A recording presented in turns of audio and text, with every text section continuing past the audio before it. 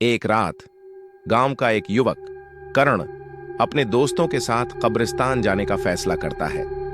उसने सुना था कि उस कब्र में अनमोल खजाना दफन है और उसके पास साहस था कि वह उसे खोज निकाले। उसके दोस्तों ने उसे कई बार मना किया, लेकिन कर्ण की आंखों में खजाने की चमक थी। मैं इसे खोज कर दिखाऊंगा, उसने गर्व से कहा। जैसे ही वे कब्रिस्तान में दाखिल हुए, हवा में एक अजीब सा सन्नाटा था। चांद की रोशनी में कब्रें मानो गहरी नींद में थीं। कर्ण ने अपने दोस्तों से कहा, चलो उस कब्र की ओर चलते हैं। कब्र की ओर बढ़ते हुए उसे वहां से निकलने वाली हल्की हल्की आवाजें सुनाई दीं। जितना दूर रहोगे उतना बेहतर है, उसकी दोस्त ने डरते हुए कहा। लेकिन कर्ण ने उसकी बात नहीं मानी। जब वे राजा की कब्र के पास पहुंचे तो कर्ण ने कब्र की मिट्टी को खुरचने का प्रयास किया। तभी अचानक एक तेज हवा आई और उसके चारों ओर अंधेरा छाने लगा।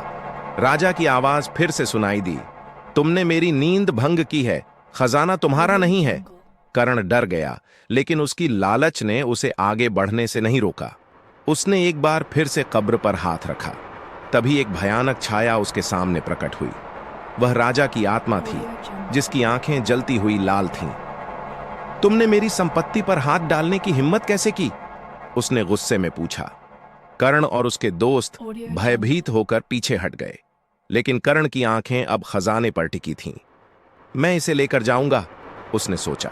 लेकिन राजा की आत्मा ने एक कदम आगे बढ़ाया और उसके पास जाकर कहा, जो कोई भी इस खजाने की तलाश करेगा वह कभी वापस नहीं लौटेगा।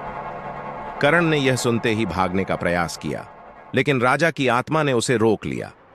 तुम्हारी आत्मा अब मेरी हो गई है, उसने कहा। और फिर अंधेरे में एक अजीब सी आवाज गूंजने लगी, जैसे कर्ण की चीखें कब्रिस्तान में समा गई हों।